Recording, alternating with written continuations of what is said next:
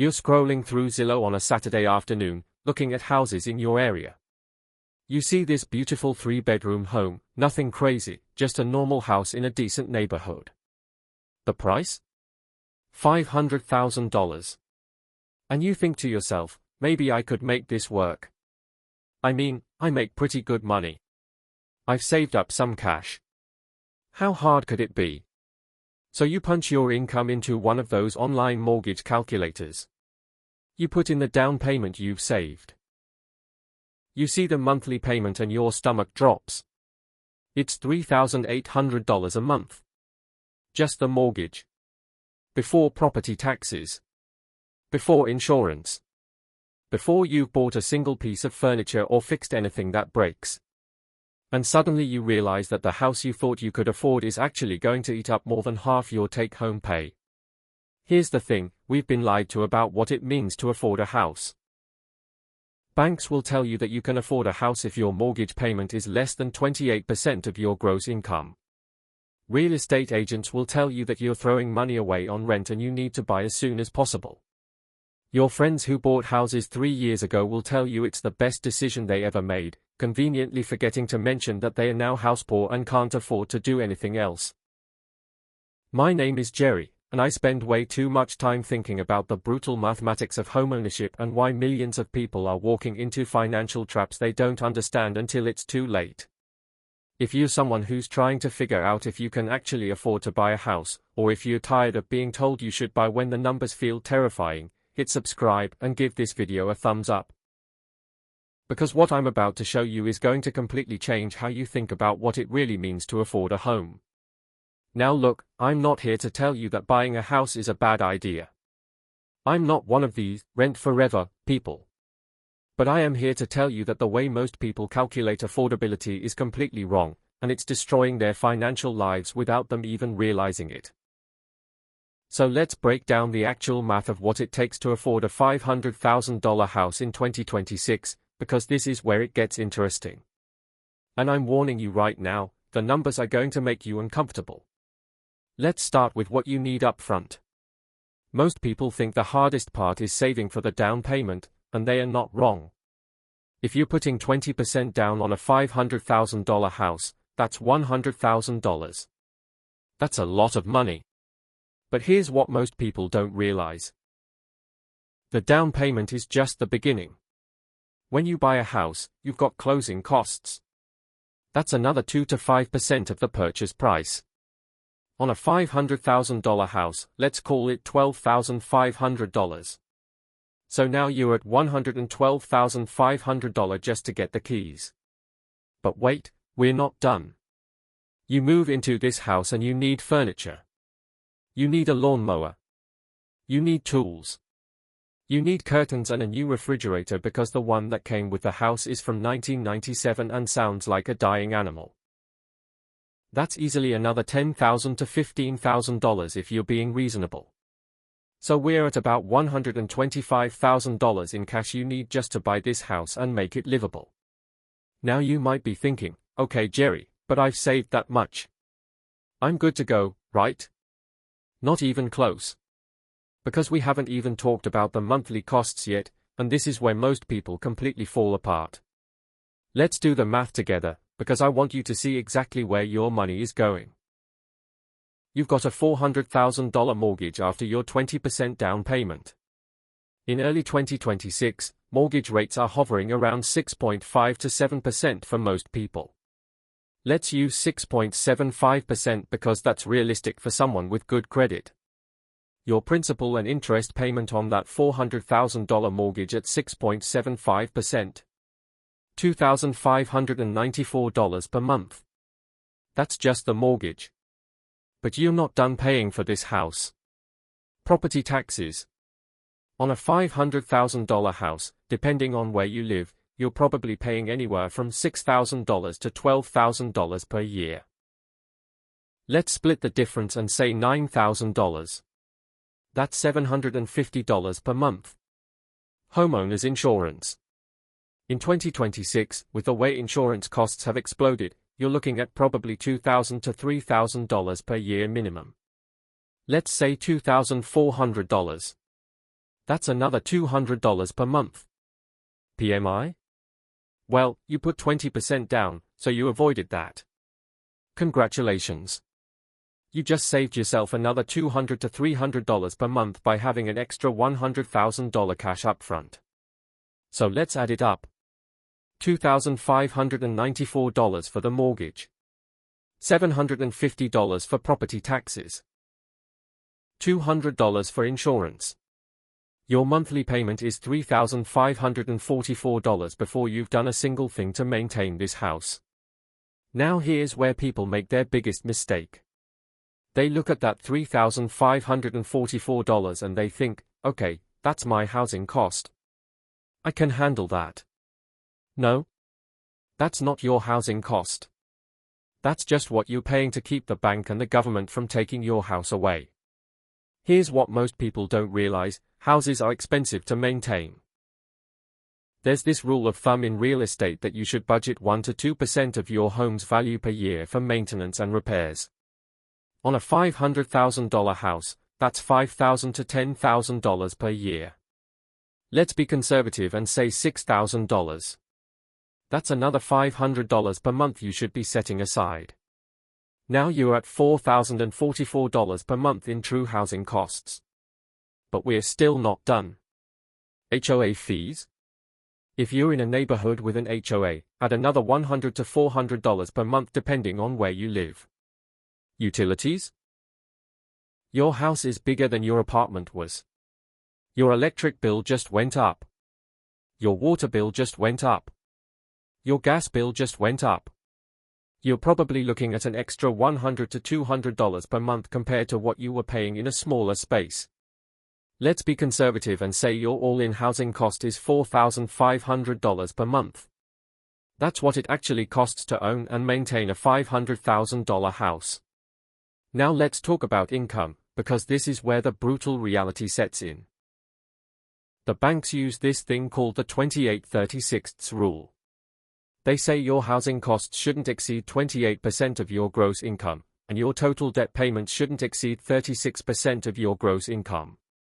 If we use that 28% rule with a $3,544 monthly payment, the bank is going to say you need to make about $152,000 per year in gross income. That sounds like a lot, but here's the thing, that 28% rule is based on your gross income, not your take-home pay. And that's where the math gets brutal. Let's say you make $152,000 per year. After federal taxes, state taxes, Social Security, Medicare, and maybe some retirement contributions, you're probably taking home about $100,000. That's roughly $8,300 per month in actual money hitting your bank account. Now you're paying $4,500 per month for housing. That's 54% of your take-home pay. More than half of your actual money is going to your house. You've got $3,800 per month left for everything else in your life. Food, transportation, insurance, healthcare, debt payments, saving for retirement, building an emergency fund, ever going on vacation, ever eating at a restaurant, ever having any kind of life that doesn't involve sitting in your expensive house eating ramen. This is where it gets interesting, because the banks will approve you for this mortgage. They'll tell you that you can afford it. But can you really afford it? Can you actually live a life where 54% of your take-home pay goes to housing? Here's what happens to people in this situation, and I've seen it 1,000 times. They buy the house. They are excited. They move in. And then reality hits. Something breaks. The water heater goes out. That's $1,500. The air conditioner stops working in the middle of summer. That's $5,000. The roof starts leaking. That's $12,000. And they don't have the money because they spent everything they had on the down payment and closing costs. So what do? They put it on a credit card.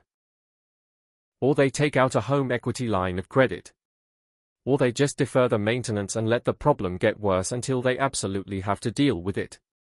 Meanwhile, they can't save for retirement. They can't build an emergency fund. They are living paycheck to paycheck despite making $150,000 a year. They are house rich and cash poor, which is just a fancy way of saying they're broke with a nice address. Now you might be thinking, okay Jerry, so what's the real number? If I make $152,000 and that's not enough, how much do I actually need to make to afford a $500,000 house? Great question. Let's work backwards from what actually makes sense financially.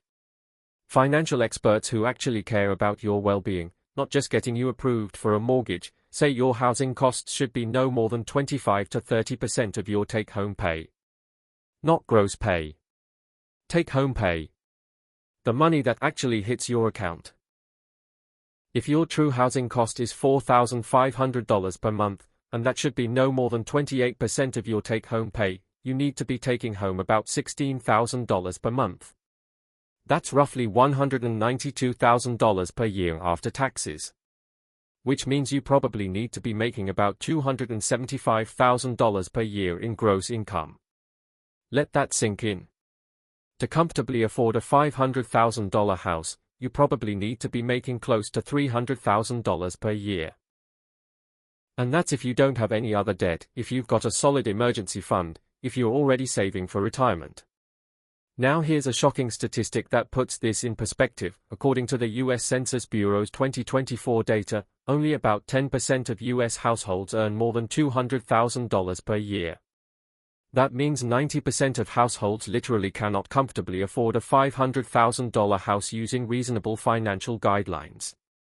And yet, the median home price in many major metro areas in the U.S. is at or above $500,000. Do you see the problem? We've created a housing market where 90% of people can't afford the median house. But people are buying these houses anyway. How? They are stretching.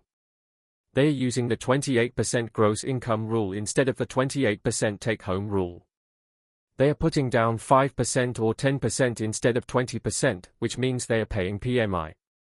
They are buying houses that eat up 50%, 60%, sometimes 70% of their take-home pay. And they tell themselves it's fine because real estate always goes up, right? They are building equity. They are not throwing money away on rent. But here's what most people don't realize: equity doesn't pay your bills. You can't eat equity. You can't use equity to fix your car when it breaks down. Let me tell you about someone I talked to last year.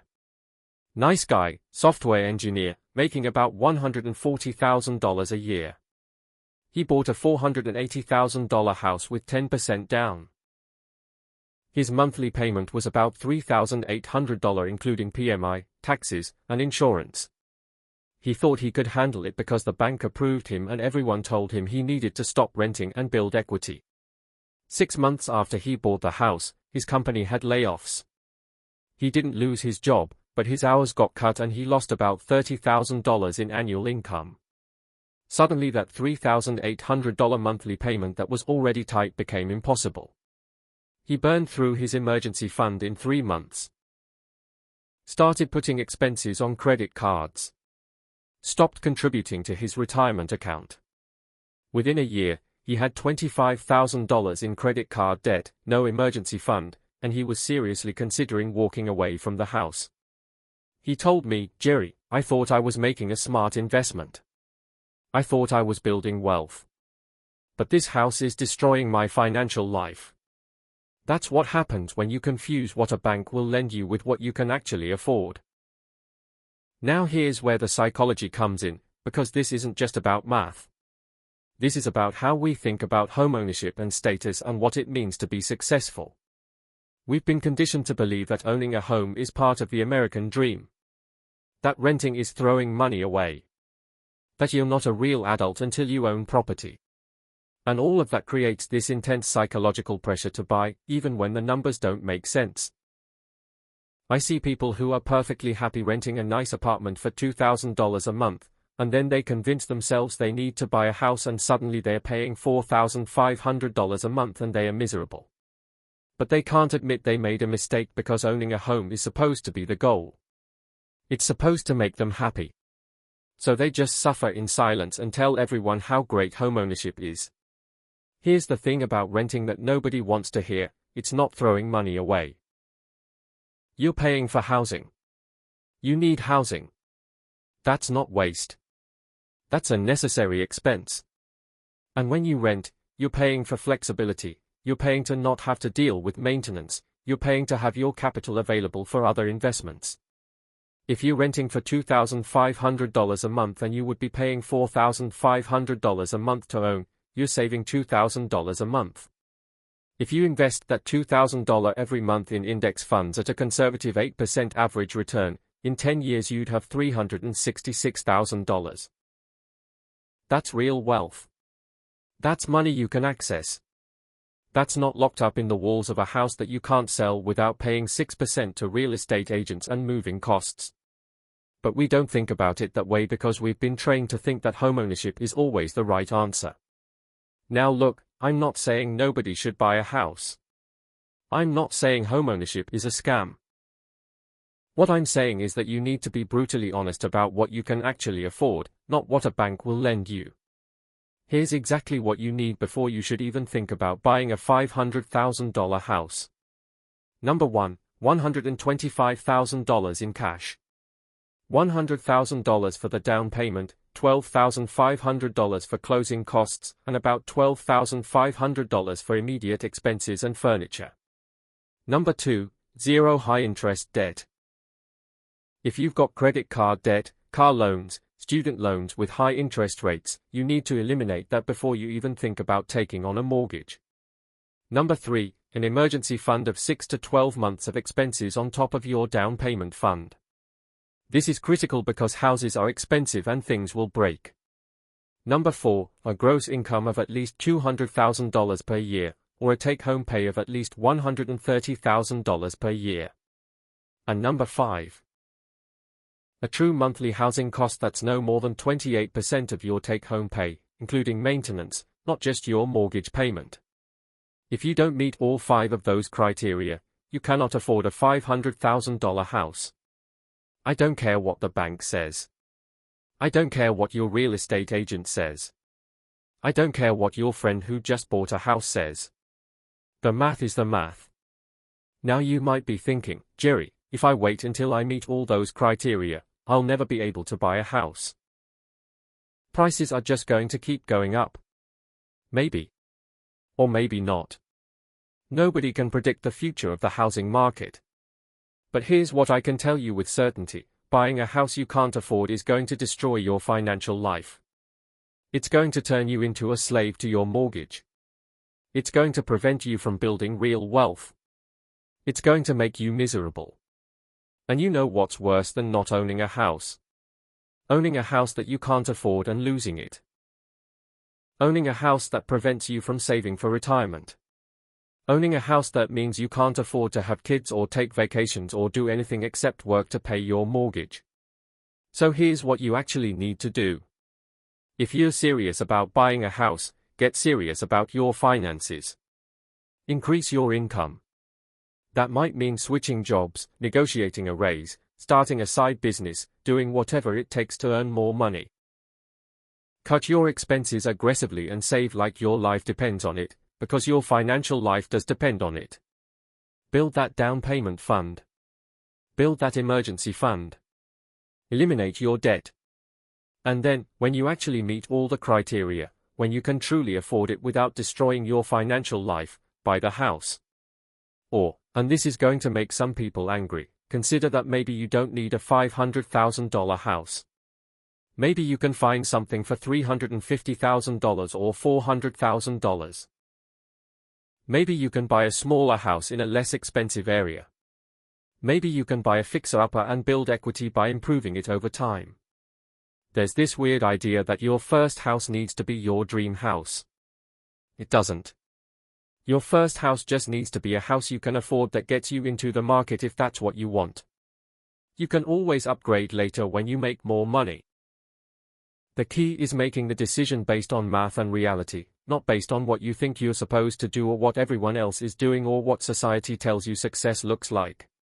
Because here's the brutal truth, most people who bought $500,000 houses in the last few years cannot actually afford them. They are stretched thin. They are stressed. They are one emergency away from financial disaster.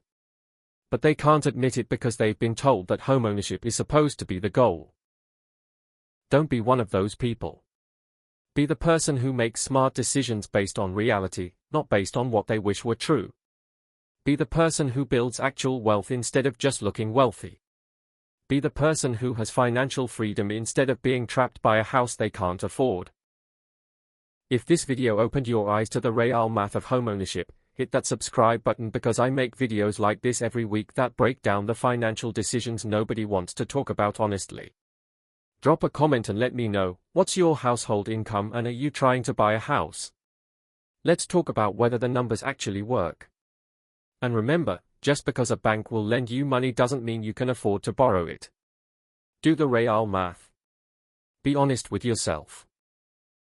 And make the decision that's actually right for your financial life, not the decision that looks good to everyone else.